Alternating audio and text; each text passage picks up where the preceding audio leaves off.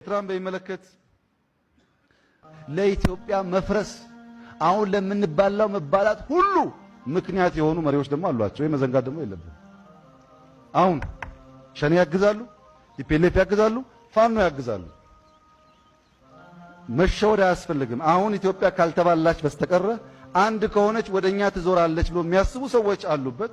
ግን ወንድሞቻችን ናቸው፣ ወንድሞቻችን ናቸው። ጠይቀናቸዋል። እኛ እንዴት ነው በአንድ ጊዜ ሸኔን፣ በአንድ ጊዜ ፋኖን፣ በአንድ ጊዜ ቲፒኤልኤፍን ሁለት የማይፈላለጉ ኃይሎች የምታግዙ? ለነሱ ዋና ግብ ኢትዮጵያ ሰላም የሚባል አግኝታ አለማረፏ ነው። ለምን ካረፈች ያ ያልተቋጨ ጉዳይ ይነሳል ስለሚያስቡ አሁን ኮንሸስ መሆን አለብን። በመስደብ በመግፋት አናሳካውም። በየዋህነት ደግሞ ካለ እነሱ ማን አለ? ትግራይ ያስፈልገንም ኤርትራ ነው፣ ኦሮሞ ያስፈልገንም ኤርትራ ነው፣ አማራ ያስፈልገንም ኤርትራ ነው። ይሄ ቅል ጅል ብቻ ሳይሆን ጅላንፎ ጭምር ነው። እዚህ ያለውን ሰከንደሪ አድርገህ እዛ አንደኛ ልታረጋ ትሞክር፣ አይጠቅምህም፣ አይጠቅምህም። ዋናው እዚህ ያለው ነው። ኦሮሞ ዋናው አማራ ነው ላንተ፣ ዋናው ትግራይ ነው፣ ዋናው ወላይታ ነው። ቀጥሎ ደግሞ የዋናው ቀጣይ ዋና ደግሞ ኤርትራ ያለው ወንድም ነው።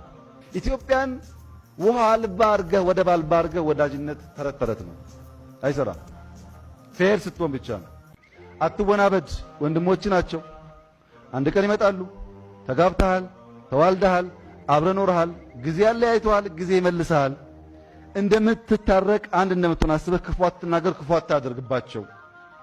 ነገር ግን አሁን ደግሞ ለአንተ የተኙልህና መልካም የሚያደርጉ አስመስለህ ደግሞ አታውራ። እያባሉ ያሉት ነምበር ዋን እነሱ ናቸው።